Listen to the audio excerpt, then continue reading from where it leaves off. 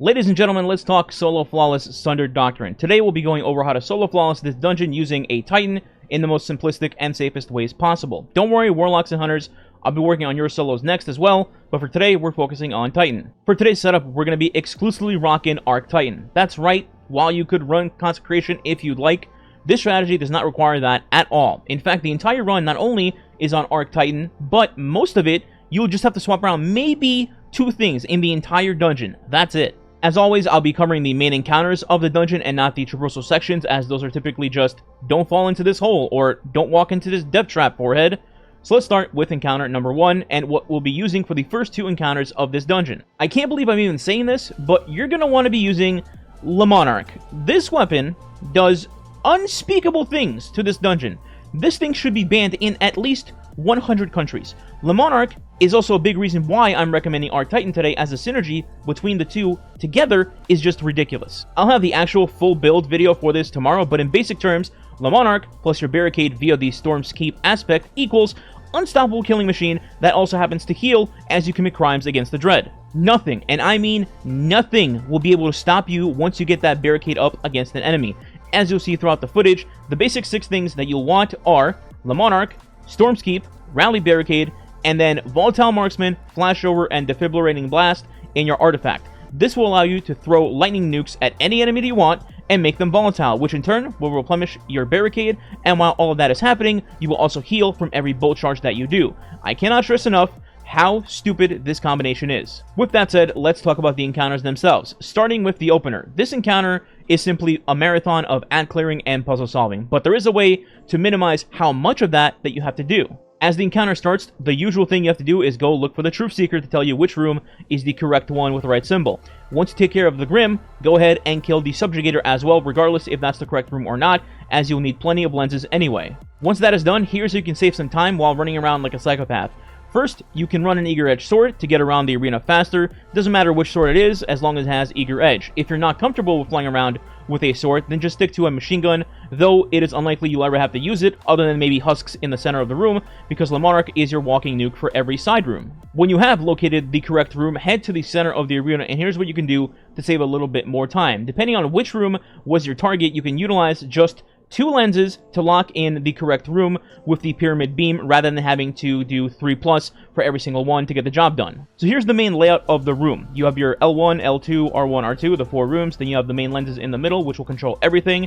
So let's say, as an example, you started L2. The Grim happened to be there, and it happened to be the correct room, right?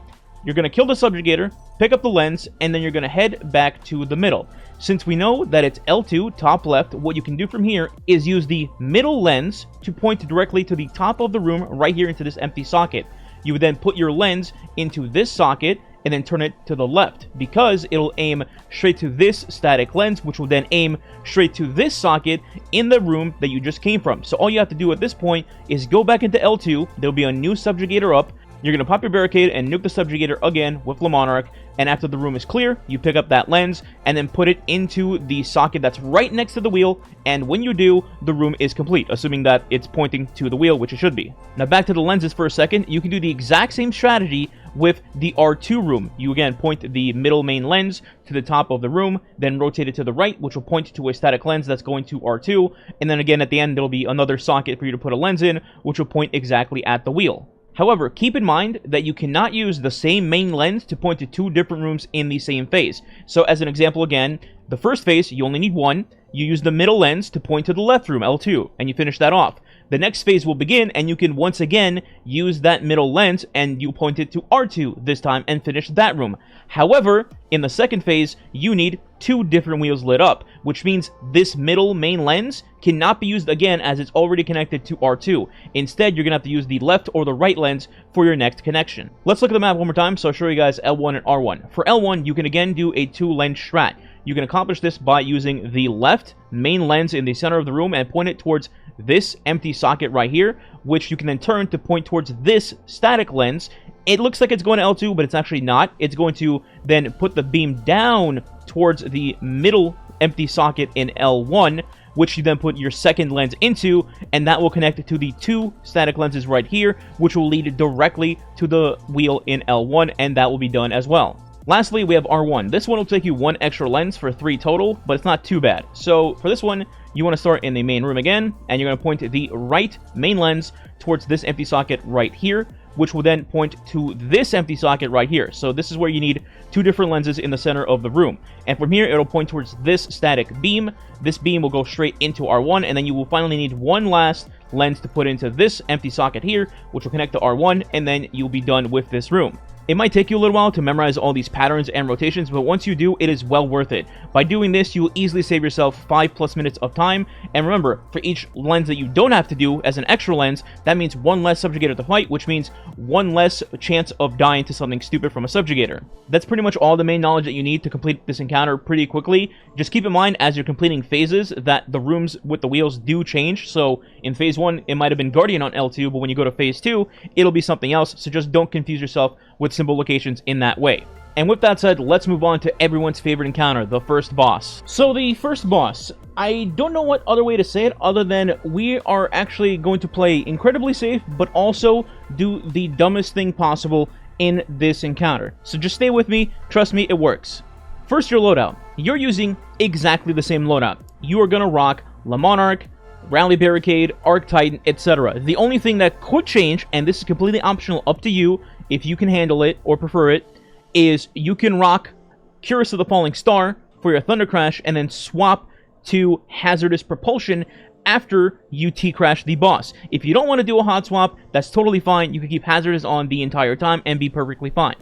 Now for your goal in this encounter, you're only going to worry about the 4th wheel, and that's it, which is the furthest left wheel. Normally in a fire team, you go stop, stop, stop, kill. In this solo, you're just going for kill and nothing else. Now, normally your player brain will tell you, wait, you're not doing stop, so you're just going to get hoarded by a bunch of enemies and then die. Normally, I'd agree with you, but for this setup, again, it's really stupid, and for whatever reason, it just works. So, when you start the encounter, you just wait for the wizards to spawn in, look at the 4th wheel, and take a look at how many symbols you need to get the kill. It'll be, the usual 1, 2, or 3. You're going to kill the wizards, and then pick up the corresponding number. After that, you dunk it into the wheel, and you immediately, and I mean immediately, run to the damage spot, which will be by the exit on the right-hand side. This is also a reason why I kept a sword on, because I can just literally eager edge skate straight there after dunking to not worry about any enemies in between. Here's where it gets super dumb. You pop your barricade, and now the enemies are going to be prioritized onto that barricade, so you're barely ever going to take damage. And even if you do take damage, if you just shoot the enemies while standing next to your barricade, you will apply Bolt Charge to them, you will nuke them, and heal yourself, and be totally fine. And that's it. That is the entire damage phase. In fact, that's the entire fight. Pop barricade, shoot boss. Pop barricade, shoot boss. Go dunk and wheel, start a new phase. And that's it. The only difference is you could get a little spicy with Curse of the Falling Star and Thunder Crash to start a damage phase, as you'll see me do, just to try to get a 2-phase. But that's just me playing risky to get a 2-phase. You can easily, comfortably, safely get a 3-phase by just using your barricade and Le Monarch, and that's it. Once the damage phase is over, don't panic. You can get out of this very easily. Keep popping your barricade in the exact same spot you were just fighting the boss at, and what you want to do is clear out any wizards and acolytes you see in the middle, which is the bridge, and then clear out any ogres and wizards that you see to your immediate right, or it would be the left-hand side from the spawn point of the room. This is the side where your 4th wheel is, where you need to dunk kill again to get to the next damage phase. After dealing with the immediate threats, I would then just go down the bridge with my Eager Edge Sword to just get to the spawn point really quick, and then reset. From here, you have 2 jobs. Number 1 is to keep the adds down on the left and the middle side with your barricade. If there's ogres, knights, wizards, etc., take care of them, don't rush things. Once they're dealt with, look at your wheel and see what the number is for kill. Now, it's important here, you do not rush trying to dunk into the wheel, because you could get screwed over here, because the boss has a mechanic where it will rotate the wheel by 1 symbol, and if you pick up too early for the knowledges, that could bite you in the ass. For example, you look at the wheel, it says you need 2 to kill. You go and kill 2 wizards and pick up the knowledge, and now you have brimming. But then, the boss changes the wheel, and now you only needed 1 for kill. So now it made your job harder, where you need to dunk into the wheel with 2, then change the wheel to go counterclockwise, pick up a new symbol, dunk that in to kill, and then go to damage. Instead, what you should do is intentionally wait for the boss to change the wheel. So, let's say it needs 2 to get the kill, 2 spots. You wait for the boss to rotate it 1, that way you know with 100% certainty that you can now go get 1 knowledge to then dunk into the wheel and bam, you're gonna be on kill. From there, you go to the back of the map again, by the exit, get planted with your barricade, and wait for damage to start again, rinse and repeat. Continue this process until the boss is dead. Now, me personally, I did this in 2 phases because I utilized Thunder Crash with Curious, but for you, I would say prioritize safety overall, so just keep Hazardous Propulsion on as your exotic, and just sit in the spot with the barricade in each damage phase. If done correctly, you should be able to down the boss in 3 phases. If your damage got a little scuffed, maybe you get a 4 phase, but it is extremely safe to do, which is the whole point of Solo Flawless. And once you do, congratulations, you downed the hardest part of the dungeon. All that remains now is to go kill the final boss. Finally, we have Care of the Erase to get our Solo Flawless done. This is the fight where you might have some loadout changes, the only loadout changes really to the dungeon.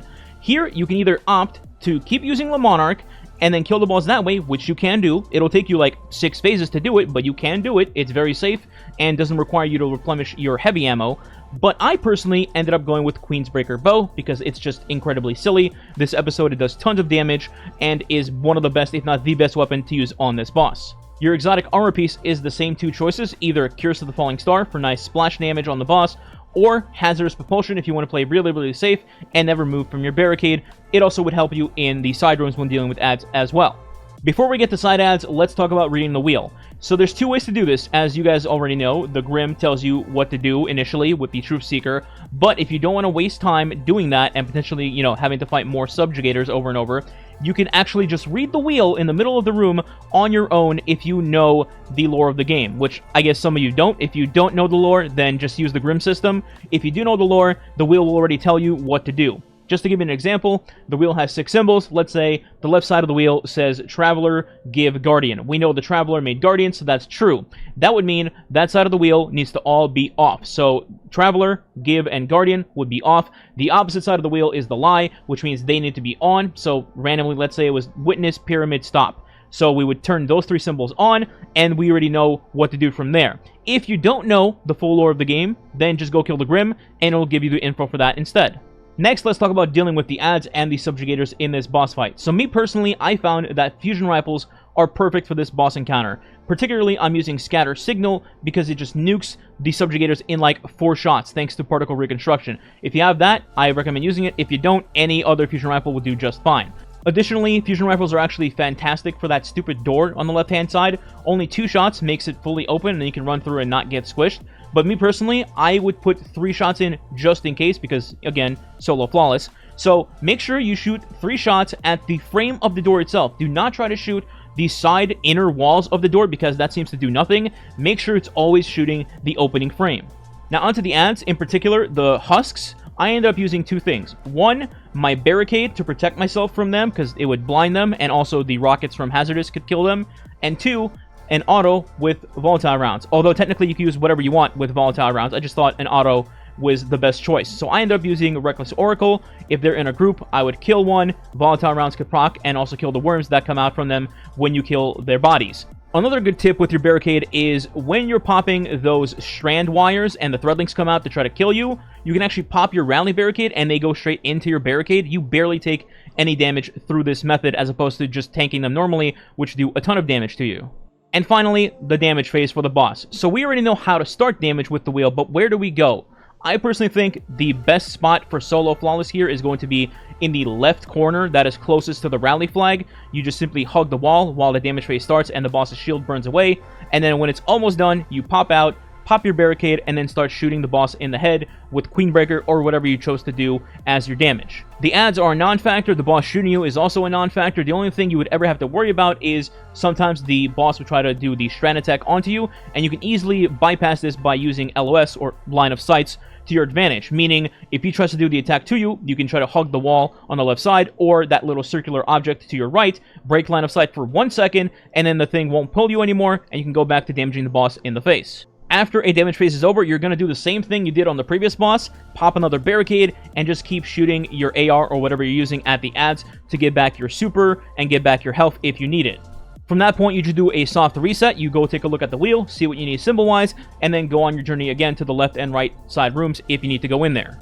And from there, it's the same process. You get the reading from the wheel, you go into the rooms, kill the subjugators, get the symbols, go back into the middle, get ready to start the wheel, and then go into your damage spot to shoot the boss. The only change you might see in the boss fight as you're doing this is I believe there's some sort of punishment system where if you take too many phases with the boss, you might get extra enemies in the room. For example, towards the end of me killing the boss, I had a bunch of Grim flying at me in the middle room, which I've never seen before. I'm thinking that's because I did several damage phases. Not entirely sure, but I thought that'd be worth mentioning if you're doing a solo flawless run yourself. And that is my solo flawless guide for Titans in this dungeon for Sundered Doctrine. Again, I will be making a full build video for the Le Monarch shenanigans in case people are interested in that, so stay tuned. And then after that, I'll be working on Warlock and Hunter for these encounters as well.